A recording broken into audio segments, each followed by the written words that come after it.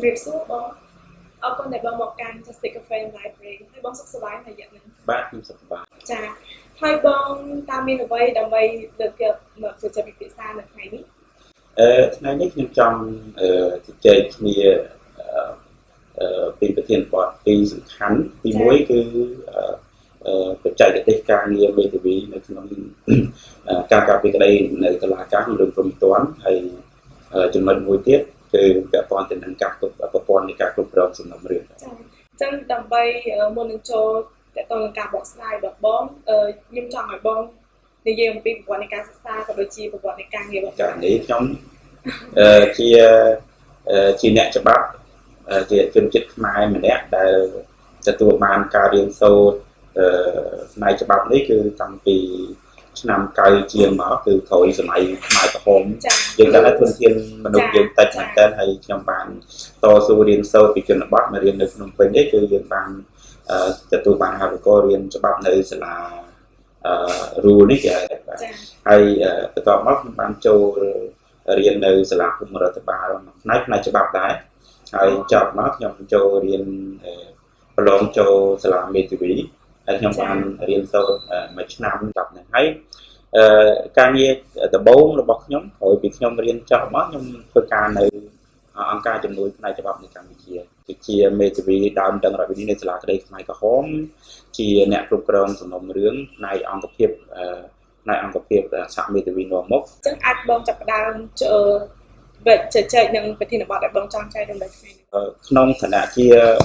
មេធាវីការពារក្តីគឺយើងតោងធ្វើការយល់ដឹងច្រើនមែនតើយល់ច្បាស់អំពីបទចោទដែលតុលាការប្រើប្រាស់ច្បាប់មាត្រាណាដែលចោទទៅលើកូនក្តីយើងណាហើយយើងចូលរួមគ្រប់កិច្ចទាំងអស់អន្តរាគមន៍គ្រប់កិច្ចទាំងអស់ក្នុងនាមជាការការពារឲ្យកូនក្តីយើងហ្នឹងហើយជាពិសេសនោះគឺការធ្វើសារណាការដាក់ពាក្យសុំការធ្វើសារណាការឆ្លើយតបហើយបើសិនជាចៅក្រមដែលកម្មរឿងនេះគាត់យឺតយ៉ាវឬមួយគាត់អសកម្មក្នុងការអនុវត្តនីតិវិធីហើយយើងយល់ឃើញថាវាប៉ះពាល់ផលប្រយោជន៍យើងគឺយើងអន្តរាគមន៍គ្រប់ពេលទាំងអស់ហើយចំណុចបន្ថែមទៀតហ្នឹងបើសិនជាយើងនិយាយពីច្បាប់យើងមិនបដិបត្តិទាំងអស់ទៅលើច្បាប់ខ្មែរទេគឺលិខិតបកអន្តរជាតិមួយចំនួនដែលខ្មែរយើងធ្វើជាភាគីដែលធ្លាប់ចុះទៅលេខាទទួលប្រើហ្នឹងបាទគឺយើងប្រើប្រាស់ទៅនឹងបទបញ្ញត្តិលិខិតបកនេះទៀតដោយសារលិខិតបកទាំងអស់នោះសុទ្ធតែការពារផលប្រយោជន៍របស់ភាគីនៅក្នុងរឿង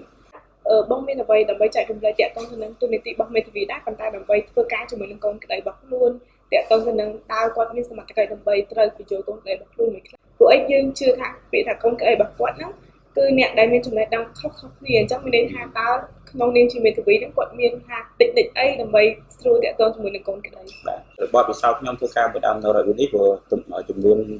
ដើមនឹងវាច្រើនយើងអត់អាចធ្វើការបានជាមួយតាមរដ្ឋវិន័យទាំងអស់ហើយយើងធ្វើការជាមួយតំណាងហ្នឹងប៉ុន្តែចំពោះការងារនៅតុលាការថ្នាក់ជាតិមានភាពងាយស្រួលច្រើនបានន័យថារឿងជាទូទៅគឺដើមនឹងរដ្ឋវិន័យមានតែម្នាក់ឬមួយក្រុមតូចទេអញ្ចឹងយើងងាយស្រួលក្នុងការប្រស្រ័យតាក់ទងគ្នាគឺយើង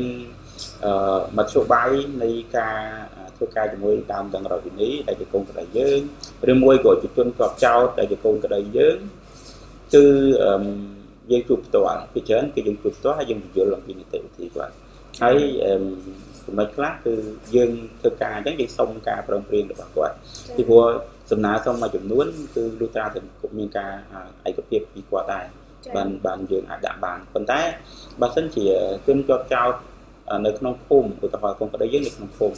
ឬមួយនៅក្រៅឃុំក៏ដោយប៉ុន្តែសំណើសុំខ្លះដែលមានផលប្រយោជន៍របស់គាត់គឺថាយើងអាចធ្វើបានមិនចាំបាច់ឲ្យមានការឯកភាពពីគាត់ព្រោះជាផលប្រយោជន៍របស់គាត់អញ្ចឹងបងគិតថាបើសិនជាបងកាន់កូនក្តីដែលជាជនជាប់ចោទតើការដកបន្ទុកសម្រាប់គាត់ហ្នឹងគឺធ្វើការឲ្យបងដើម្បីយើងត្រូវប្រឈមមុខជាមួយនឹងចៅក្រមក៏ដូចជាដំណើរការរបស់តុលាការវាក៏មានការពិបាកដែរនៅពេលដែលយើងធ្វើការជាមួយចៅក្រមតែគាត់អត់ទាន់មានជំនាញច្បាស់លាស់ហើយយើងព្យាយាមដោះបន្ទុកសម្រាប់កូនក្តីយើងអញ្ចឹងយើងគិតថាយើងនៅមានការប្រឈមចាប៉ុន្តែពីមួយថ្ងៃមានការផ្លាស់ប្ដូរ បាទមានការប្រែប្រួលដែលហៅថាមេធាវីក៏គាត់ចាប់ផ្ដើមការប្រាស់នៅសមត្ថភាពគាត់ល្អជាងមុនប៉ុន្តែបញ្ហាមួយទៀតមេធាវីមួយចំនួនក៏គាត់អត់ទាន់យល់ច្បាស់គឺសំណើសុំបំពេញកិច្ចចាអញ្ចឹងខ្ញុំគិតបងមានអីដើម្បីតាក់ទងទៅនឹងនិយាយទៅដូចថាផ្ញើសារសារមួយទៅដល់អ្នកដែលប្រកបវិជ្ជាជីវៈដូចបងឬក៏និស្សិតច្បាប់ដែលគាត់មានបំណងចង់ប្រឡងឬក៏យកជាធ្វើជាមេធាវីគឺខ្ញុំចង់ឲ្យមានការពង្រឹងប្រព័ន្ធគ្រប់គ្រងសំណុំរឿងទាំងនៅចែកក្រមទាំងនៅការិយាល័យច្បាប់របស់មេធាវីព្រោះការប្រព័ន្ធនៃការគ្រប់គ្រងសំណុំរឿងនេះគឺជាឧបករណ៍ជា tool មួយដើម្បីដែលរៀបចំតើfirm ឬមួយតុលាការចែកក្រមតុលាការគឺមានរឿងអីខ្លះឲ្យប្របែកតាមរឿងទៅក្នុង system ហ្នឹងទៅហើយរឿងនីមួយៗមានការវិភាគសំណុំរឿងគេមានផ្នែកខ្លះក្នុង system ហ្នឹងវិភាគសំណុំរឿងអញ្ចឹងជាបើសិនជាចង់ឲ្យធ្វើការពារក្តីមានសិទ្ធិភាពនោះគឺតើតមានប្រព័ន្ធវិភាគសំណុំរឿងទៀតដើម្បីឲ្យដឹងថាដំណើរការរឿងមួយដល់ណាហើយខ្វះខាតអីខ្លះហើយមេធាវីអាចអន្តរាគមន៍អីខ្លះទី2គឺខ្ញុំនៅមានសុខភាពនិយមនៅក្នុងការពង្រឹងសមត្ថភាពអ្នកច្បាប់ខ្មែរក្នុងការប្រជែងជាមួយនឹងអ្នកច្បាប់ប្រទេសដទៃទៀតបាទពីព្រោះសប្តាហ៍ថ្ងៃនេះយើងជាសមាជិកអាស៊ានហើយអាស៊ានមានកិច្ចប្រជុំជារៀងរាល់ឆ្នាំយើងឃើញថាមានការគួតប្រជែងសមត្ថភាពគ្នាច្រើនដែរអញ្ចឹងខ្ញុំរំពឹងថាខ្មែរអ្នកច្បាប់ថ្មីជំនាន់ក្រោយដែលគាត់អាចចេះភាសាអង់គ្លេសគាត់បើដែរគាត់ចេះបច្ចេកវិទ្យាគាត់បើដែរផ្នែកកុំព្យូទ័រហើយបើសិនជាគាត់ចេះជំនាញច្បាប់ទៀតខ្ញុំគិតថាគាត់អាចប្រជែងជាមួយនឹងប្រទេសជិតខាងបានហើយគាត់អាចជួយស្រុកខ្មែរយើងឲ្យផុតពីគេហៅថាប្រព័ន្ធច្បាប់ទុនខ្សោយនេះមកប្រព័ន្ធច្បាប់មួយដែលមានកម្រិតយ៉ាងហោចណាស់ក៏ស្តង់ដារអាចដោះស្រាយផ្ដល់យុត្តិធម៌ដល់ពលរដ្ឋខ្មែរនិងពលរដ្ឋដទៃទៀតដែលគេចង់មកវិញនៅស្រុកខ្មែរបាទហើយពលរដ្ឋខ្មែរកាលណាអ្នកច្បាប់យើងមានការយល់ដឹងច្រើនទាំងមេធាវីទាំងចៅក្រមគាត់ក៏មានគេហៅថាមានអារម្មណ៍ comfortable ដែលថាបើកាលណាគាត់ត្រូវបានគេរំលោភសិទ្ធិនោះគាត់ត្រូវបានគេដោះស្រាយបាទអរគុណច្រើនអរគុណច្រើន